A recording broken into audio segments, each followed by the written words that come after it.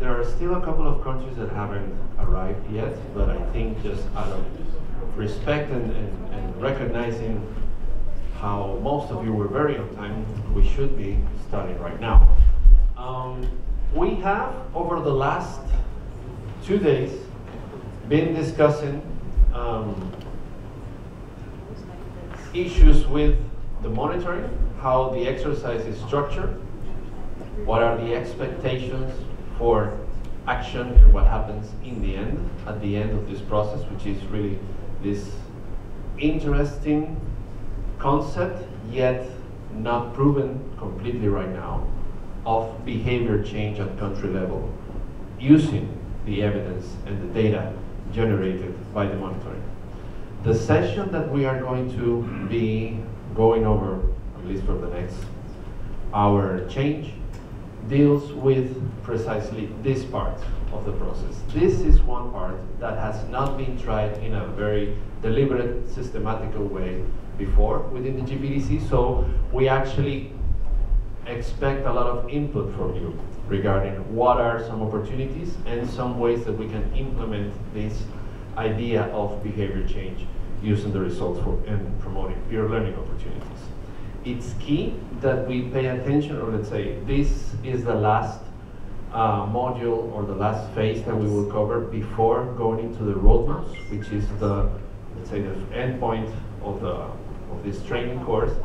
And in that session about the roadmaps, we will kind of get or bring all the different products that we have been working throughout these days. So we will think about framework, we will think about stakeholder engagement and messages, we will think about institutionalization, and we will think about this. So this idea is that the next session, you can basically take all the tools and the homework that you have been doing over these 2 days and start producing a draft or polishing, if you have already produced something, the roadmap for implementation. And this should make it easier for you then to go back home and start doing the work of convincing partners to join here. So, we are going to be discussing this. So we want to stimulate inclusive reflection about multi-stakeholder dialogue and action at the country level based on the monitoring results. We have this intuition or expectation that if we manage, this is a point that we have been hammering also, if we manage to stimulate ownership at the beginning of the exercise and throughout the process, once we have the evidence, partners will be interested in understanding how they did, or what the results are saying about how development cooperation is being managed in the country. And they would be stimulated also to be approached and kind of commit to engaging with the rest of the stakeholders to put forward actions that actually change the game or move the needle in the direction that we want, which is, in essence, making governments and other development cooperation actors more responsive to the needs of the countries, the needs of the country citizens, country ownership, more aware of the data and using data and evidence to make better decisions, better informed decisions, promoting transparency and accountability, and of course, cherishing and nurturing that approach, multi-stakeholder approach with other countries. So, the way that we, or what do we mean by behavior change? This is also one of those concepts that makes sense to kind of uncover a little bit. So we mean change in strategic policy frameworks that are adjusted based on evidence. So for example, if the country brief and the results say that there are key, let's say, cost-effective measures that can be implemented regarding including new provisions in national development policies or implementing some form of plans, and we can use that as a feed to, again, go into institutionalization debate. If we can use that evidence to change those instruments, that's a win. It means taking deliberate measures in line with the effectiveness principles. All right, so I was mentioning that for behavior change, what we mean, or the kind of change that we intend to achieve with you or support you in achieving in your countries, deals with adjusting strategic policy frameworks based on the data that the monitoring is producing, being able to take deliberate measures within the effectiveness, in line with the effectiveness principles. So really making sure that government policies and the way that cooperation is handled is more responsive to the country context, promotes accountability and transparency, that it's based on evidence, and that it encourages multi-stakeholder engagement. And for all of this, a good planning exercise is key, because you can think of planning as some form of navigation chart. We have convened on the term roadmap. In essence, if you have a clear idea of where you are going, or really what you need to accomplish in each phase of the monitoring, then within each step, you can kind of understand where you stand related to your objective, and if you are veering off course, or if you are on track in delivering or achieving what you are trying to do. So the way that we have tried to put this in place, or put this exercise going forward, is through the roadmap and through thinking about these different phases. That's how we have been promoting this. And of course, this, going back to what we were mentioning regarding stakeholder engagement, this is an exercise that requires communication. Communication as the basis for building trust, as the basis for defining clear expectations and achieving those expectations, or at least meeting them deliberately so that trust is created. So how do we trigger phase 5? We trigger phase 5 by leveraging on existing country processes, coordination mechanisms, so these anchoring points that you have been identifying during these last few days. Proposing a plan for reflection that's based on the monitoring results, that starts the minute that the country receives perhaps the first draft of or let's say the rough draft of the results in Excel form, and preparing the ground once you receive the country results brief with a set of recommendations that we will touch upon very soon. Consulting, of course, with the lead ministry and other development stakeholders, so making them aware that the results are incoming and potential action will be planned after this, or as a result of the conversation. Convening those stakeholders for joint reflection, dialogue, and action planning, and working with all relevant counterparts to convert the results of the reflection and dialogue process into a tangible action plan. Effective communication is the communication that leads to action. Otherwise, we're doing an exercise of community building, which is good, but not good enough for a global partnership such as this, and for us to be engaging with this constellation of actors in each of the countries. So as much as we can actually change the systems, we can actually improve on the way that we manage cooperation. However, there is a key detail here, and this is a process that by definition cannot be prescribed from the side of the JST. This is a country-owned process, but it's not open to having a one-size-fits-all approach. We cannot just create one version of the process that every country can or needs to follow, nor would we want to, if it were possible. It is you as national coordinators in your role and with the knowledge that you have of your country context that will tell us, the JST, how we can best support you in achieving these results. We will provide you with information, probably more information that you would like to receive, but we hope that we can walk with you in developing the best products that you need to fulfill this role. Some ideas or some guiding questions that might help this reflection process. So again, phase 5 is kind of subdivided as reflection, dialogue, and action, right?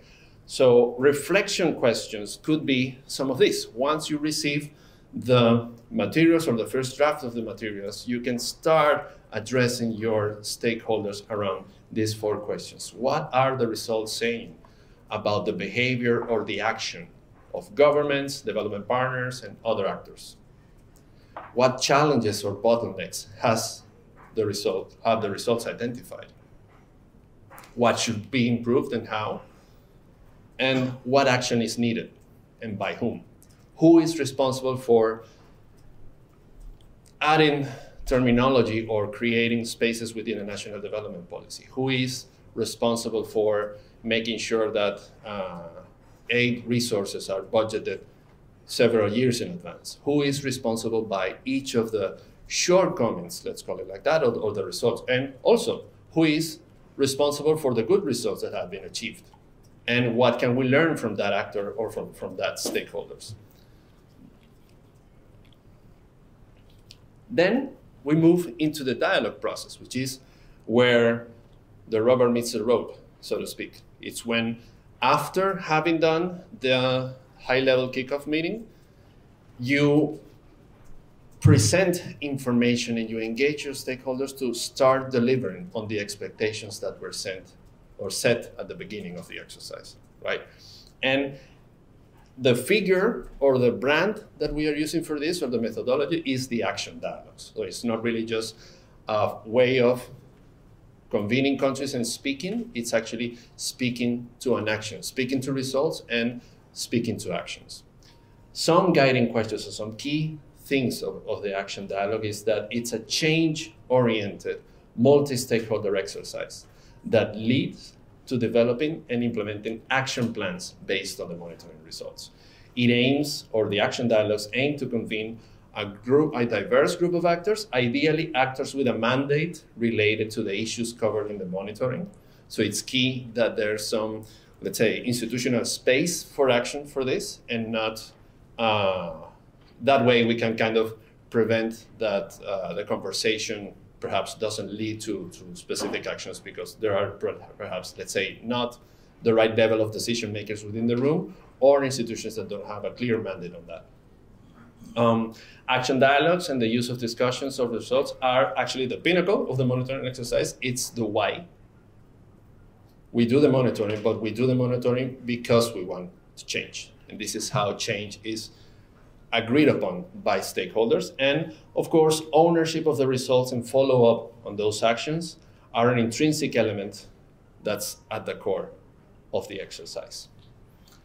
How are we envisioning action right now? So how we expect, or we hope that action-oriented outcomes can come out of this would be to build a shared understanding and agree on concrete steps to strengthen the effectiveness of cooperation and partnerships. So let's chew on this for a little bit. It's making sure that we are promoting country ownership, transparency, use of results, and multi-stakeholder inclusion.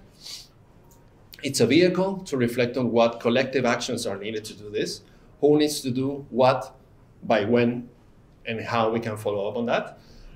It's completely set around the country context and based on the monitoring results. It's a platform to generate political buy-in for joint actions. It helps you plan commitments to guide how stakeholders can better partner together and generate outcome documents that are intended to promote policy, system, and behavior changes as an integral part of the monitoring cycle. We have, happily, also several examples of action dialogues that have taken place in previous rounds, and we are bringing some of those here as we think it might be very useful for you to think and to start imagining how these processes could go in your country. So you are, as we mentioned, encouraged to work with key stakeholders, and this could take several shapes or several forms of doing this. Of course, depending on country context and whatever solutions are more effective for you. This could be a series of dialogue, both at strategic and technical levels. Depending on our agenda, sometimes it's easier for perhaps do the first kind of dialogue at a strategic level, like getting the heads of the different institutions or stakeholders in agreement with what's necessary, and then meeting the technical people to see how these solutions can be implemented. It's completely possible, and we can provide, of course, information to feed and to promote this way of working. And also perhaps encouraging the development of technical workshops that can be done in preparation or as follow-up to the dialogue. Sometimes it's useful to land and to set key milestones for a process so that once institutions are expressing a commitment to do some action, then you have a space, a time frame. Let's say we meet again in 4 months, or we meet again in 1 year. And by that year, or by those 4 months, some progress should be made. So establishing key milestones is very effective for getting change done. Axel is going to be delving deeper into this information that we will be providing you with, but just to say very quickly that, as has been mentioned a couple of times already, in this program we have and we maintain a GPEDC global dashboard where data from countries and the status of countries is updated in almost real time, and we have a series of documents and knowledge that has already been produced regarding action dialogues that have been held in the last couple of years. And we are working in an instrument right now, it's under active development. We're doing, a knowledge landscape exercise. So we're really canvassing a bunch of best practices and potential guidance that we can provide to countries so that we can help you also start thinking of potential actions that can be implemented based on best practices and country-developed examples that we can find around other databases and around the GPEDC also work. These are some quick examples of very effective action dialogues that have led to processes. So a series of partner countries have conducted dialogues in 2021 and 2022, bringing together stakeholders from across the entire development landscape in order to urgently scale up partnerships in COVID-19 recovery.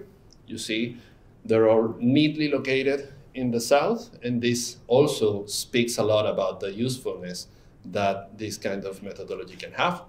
And we bring to you these 5 examples. Cameroon, their multi-stakeholder dialogue led to a roadmap with 27 concrete recommendations, so actionable recommendations following from the conversations had. In Honduras, a list of policy commitments corresponding to each of the effectiveness principles have spurred this multi-stakeholder platform that we have mentioned already, that has yearly follow-up meetings, so it makes a strong case for following up on these things, and everybody needs to be preparing their results for the next meeting. In Indonesia, the action dialogue took the form of a workshop that was dedicated to driving the implementation of the Kampala principles at the country level. Peru, their action dialogue reflected on challenges and roles of multi-stakeholder partnerships and identified 6 concrete policy recommendations based on the national development priorities, so always connecting to the strategic and policy framework. And in Togo, the outcome document highlighted key actions, lessons learned, and good practices for promoting ownership among governments, private sector, CSOs, and development partners. What we are working right now in terms of this knowledge landscape, it's still under active development. Again, I need to stress this, so you will see and read more about this going forward. But what our initial expectations right now is that by the time you receive the country results brief, the JST will be able to provide you with a short document analyzing the country's, let's say the country brief's lowest scoring indicators. So you can see this as a form of going to the doctor, you get an assessment, you get your x-ray, it looks at what's going on, the different processes in your body. And with that x-ray, we can maybe provide some form of recommendations that we have found for the shortcomings or the lowest scoring points, the highest challenges that the monitoring has identified, not based on guidance generated by the JST, but really examples of actions implemented at the country level from your own peers that could help move the needle very quickly on that. And of course, going back to the issue of setting up expectations and delivering on expectations, cost-effective measures also build trust quicker than other measures. So we will be in a position to show components that are responsible for the score. So, for example, we will break down the different components that make each of the indicators and understand how the results from your country add up to the number or the measure of the assessment. We will provide potential actions for improving those results.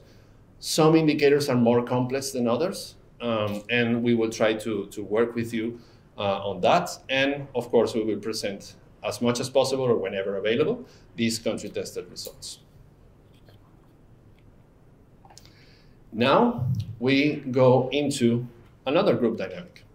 And here I will request the help of Axel to organize the group here into thinking about at least one of these three areas that we have been discussing: reflection, action, reflection, dialogue, and knowledge products of support. It's key for us, going back to this slide, we want to understand when you are envisioning the process of organizing your stakeholders for reflecting, speaking about, discussing, and acting on this, exactly what kind of information will be most useful for you, apart from what we have already mentioned around the country results brief and potential this instrument of country examples that we want to provide. So Axel will be joining you. We will organize, we will create 3 groups. Each of these groups will address one of these reflection processes. So I ask you that once you start working, the idea is that you can discuss in a group, and each group designates one rapporteur or a reporter of the group. And this reporter of the group, after the 20 minutes of discussions that we intend for you to have around these ideas, can present the general conclusions that you have arrived here.